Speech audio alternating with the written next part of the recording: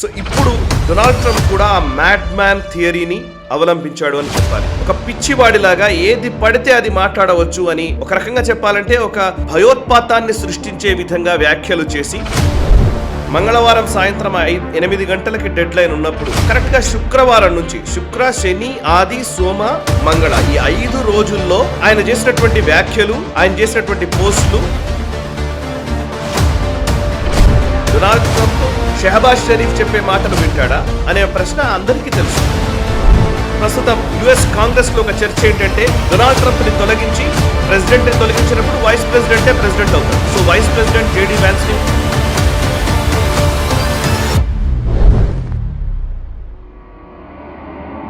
నమస్తే, welcome to Right Angle. Donald Trump ఒక్కసారిగా యుద్ధ విరమణ ప్రకటన ఎందుకు చేశాడు? ఇరాన్ కూడా ఈ యుద్ధ విరమణకు ఎందుకు అంగీకరించింది? డొనాల్డ్ ట్రంప్ అంతకుముందు చేసినటువంటి వ్యాఖ్యలకి సడన్ గా ఆయన చేసినటువంటి యుద్ధ విరమణ ప్రకటనకి మధ్య ఏం జరిగింది? నిజంగా 5 రోజులుగా ఆయన ట్రూత్ సోషల్లో, డొనాల్డ్ ట్రంప్కి సంబంధించినటువంటి సోషల్ మీడియా ప్లాట్ఫామ్, దాంట్లో చేస్తున్నటువంటి పోస్టులు, వాటి తీవ్రత గమనిస్తే ఇరాన్ మీద విరుచుకుపడడం ఖాయమని అందరూ భావించిన తరుణంలో ఒక్కసారిగా యుద్ధ విరమణ అనే ప్రకటన ఎందుకు చేశాడు? దీని వెనకాల అనేక ఆర్థిక పరమైనటువంటి అంశాలు ఉన్నాయి. ఇంకా చెప్పాలంటే మ్యాడ్ మ్యాన్ థియరీ అనే ఒక థియరీ కూడా ఇప్పుడు తెరపైకి వచ్చింది. సో మ్యాడ్ మ్యాన్ థియరీ అనంటే ఇది రిచర్డ్ నిక్సన్ అధ్యక్షుడిగా ఉన్న టైంలో వియత్నాం వార్లో నుంచి బయటకు రావడం కోసం నిక్సన్ కూడా ఇలాగే ఒక రకంగా చెప్పాలంటే ఒక పిచ్చివాడిలాగా వ్యవహరించాడు. సో తద్వారా అక్కడి నుంచి బయటకు రావడానికి ఉపకరించింది అది. సో దాన్ని మ్యాడ్ మ్యాన్ థియరీ అంటారు అని కొంతమంది విశ్లేషకులు చెప్తూ ఉంటారు. సో ఇప్పుడు డొనాల్డ్ ట్రంప్ కూడా ఆ మ్యాడ్ మ్యాన్ థియరీని అవలంబించాడు అని చెప్పాలి. ఒక పిచ్చివాడిలాగా ఏది పడితే అది మాట్లాడవచ్చు అని, ఒక రకంగా చెప్పాలంటే ఒక భయోత్పాతాన్ని సృష్టించే విధంగా వ్యాఖ్యలు చేసి అందులో నుంచి బయటకు రావడం అనమాట. సో ఎదుటివాడిని అంటే అపోనెంట్ని ఎంతో కొంత నయోనా భయానో ఒప్పించడానికి ఇట్లా పిచ్చివాడిలా వ్యవహరించడం, ఒక మూర్ఖంగా వ్యవహరించడం వల్ల ఎదుటివాడు కొంత తగ్గే అవకాశం ఉంటుంది. కాబట్టి ఆ టైం నుంచి ఆయన ఈ బయటకు రావచ్చు, ఈ నెగోషియేషన్స్లో విజయం సాధించవచ్చు అనేది ఒక థియరీ. సో జనరల్గా కూడా మనం అక్కడ ఇక్కడ పంచాయతీల్లో వాటిల్లో చూస్తుంటాం. సడన్గా ఒక వ్యక్తి లేచి విపరీతంగా అరుస్తూ ఉన్నప్పుడు ఈ పక్కనున్న వ్యక్తిని సముదాయించే ప్రయత్నం చేస్తూ ఉంటారు. సో అట్లా చేసి ఆ పక్కన నిజంగానే అతను ఏమైనా దాడి చేస్తాడంటే దాడి చేయడు, కానీ నిజంగా అలా వ్యవహరించడం వల్ల, ఆ వైఖరి వల్ల ఒక రకంగా చెప్పాలంటే ప్రతిష్టంభన తొలగుతుంది అనేది ఒక థియరీ. సరే, మ్యాడ్ మ్యాన్ థియరీని అవలంబించాడా, మ్యాడ్ మ్యాన్ లాగానే బిహేవ్ చేశాడా, మ్యాడ్ మ్యాన్ లాగా మారిపోయాడా అనేది వేరే విషయం. బట్ డొనాల్డ్ ట్రంప్ ఈ 5 రోజుల్లో అంటే మంగళవారం సాయంత్రం 8 గంటలకి డెడ్ లైన్ విధించాడు. మంగళవారం సాయంత్రం 8 గంటలకి డెడ్ లైన్ ఉన్నప్పుడు కరెక్ట్గా శుక్రవారం నుంచి శుక్ర, శని, ఆది, సోమ, మంగళ ఈ 5 రోజుల్లో ఆయన చేసినటువంటి వ్యాఖ్యలు, ఆయన చేసినటువంటి పోస్టులు విపరీతంగా ఒక ప్రకంపనలు సృష్టించాయి. నేను ఆ క్రానాలజీ చెప్తాను. వాటిలో ఒక ప్యాటర్న్ కూడా ఉంది. ఒక క్రమ పద్ధతి ప్రకారం ఆయన ట్వీట్లు చేసుకుంటూ వచ్చాడు.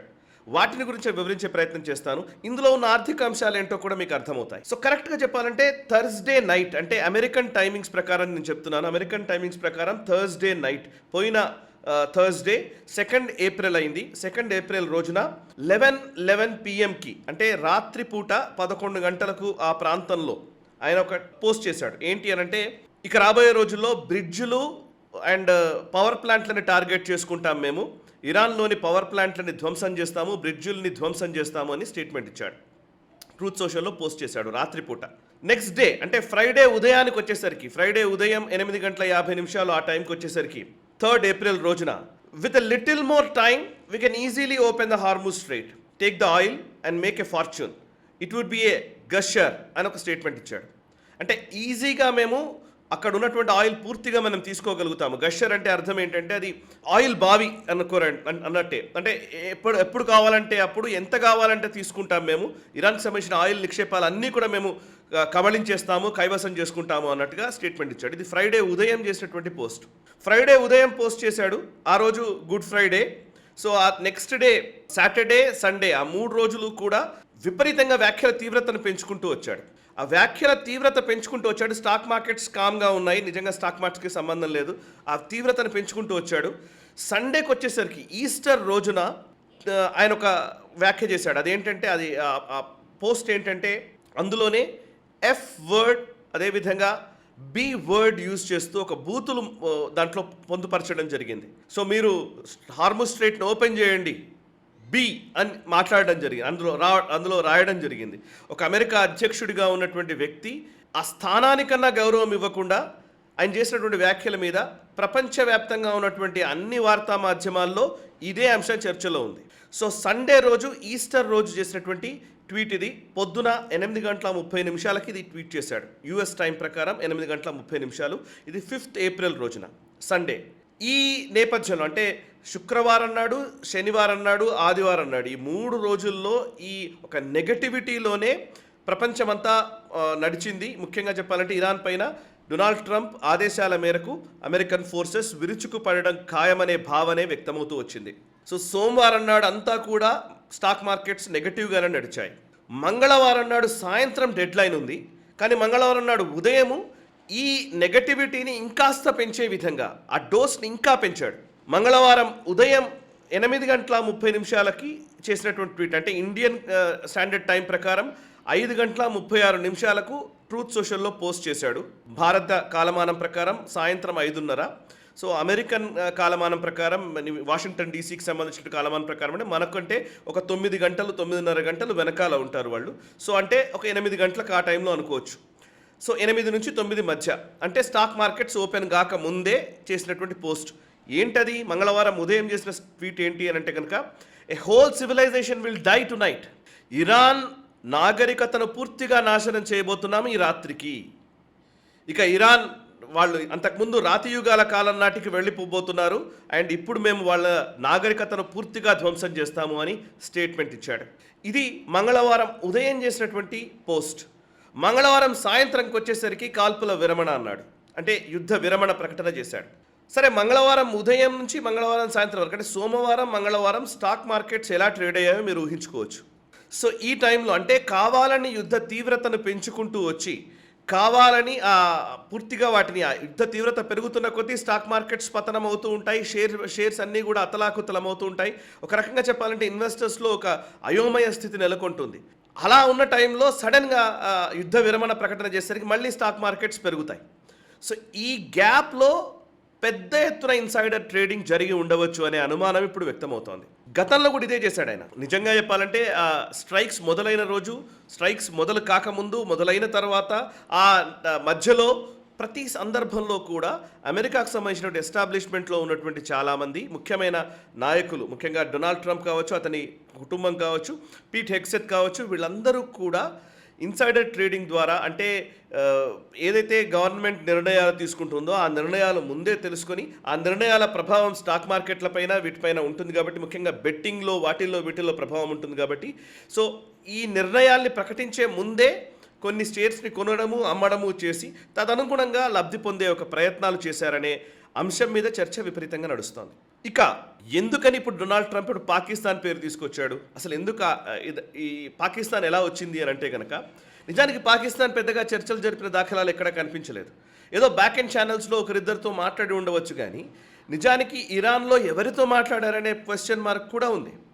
అండ్ అమెరికాకి సంబంధించి డొనాల్డ్ ట్రంప్ షెహబాజ్ షరీఫ్ చెప్పే మాటను వింటాడా అనే ప్రశ్న అందరికీ తెలుసు. షెహబాజ్ షరీఫ్ డొనాల్డ్ ట్రంప్ చెబితే కూర్చుంటాడు, చెబితే లేస్తాడు. అట్లాంటి వ్యక్తిని ఈ డొనాల్డ్ ట్రంప్ని ఒప్పించడానికి అసలు పాకిస్తాన్ దగ్గర ఎటువంటి స్టేక్స్ లేవు. కానీ అమెరికా అనుకుంది కాబట్టి బయటకు వచ్చింది. డొనాల్డ్ ట్రంప్ ఈ యుద్ధం నుంచి బయటకు రావాలని అనుకుంటున్నాడు, కానీ సరైన సమయం దొరకట్లేదు, సరిగ్గా దాన్ని ఎస్టాబ్లిష్ చేయలేకపోయాడు. సో ఎగ్జిట్ కూడా లాభాలతోనే ఎగ్జిట్ కావాలనేది ఒక బిజినెస్ మ్యాన్కు ఉండేటువంటి అవగాహన. సో ఆయన ఎంటర్ అయ్యాడు, ఎగ్జిట్ ఖచ్చితంగా లాభాలతోటే కావాలి, అట్లీస్ట్ వ్యక్తిగతమైన లాభాలన్నా పొందాలి. కాబట్టి డొనాల్డ్ ట్రంప్ ఈ ప్రయత్నం చేసి ఉంటాడు. రెండో అంశం ఏంటంటే, ఇంటర్నల్గా విపరీతమైన సమస్యలు పెరుగుతూ ఉన్నాయి. నో కింగ్స్ ప్రొటెస్ట్ అని దేశవ్యాప్తంగా ప్రొటెస్టులు జరుగుతూ ఉన్నాయి. తన అప్రూవల్ రేటింగ్స్ ప్రతి రోజుకి పడిపోతూ ఉన్నాయి. హార్ముజ్ దిగ్బంధమైనటువంటి నేపథ్యంలో ప్రతిరోజు అది దిగ్బంధమైన రోజు పెరుగుతున్న కొద్దీ ఆయన అప్రూవల్ రేటింగ్స్ పడిపోతూనే ఉంటాయి. అండ్ అమెరికాలో గ్యాసోలిన్ ప్రైజెస్ విపరీతంగా పెరిగాయి.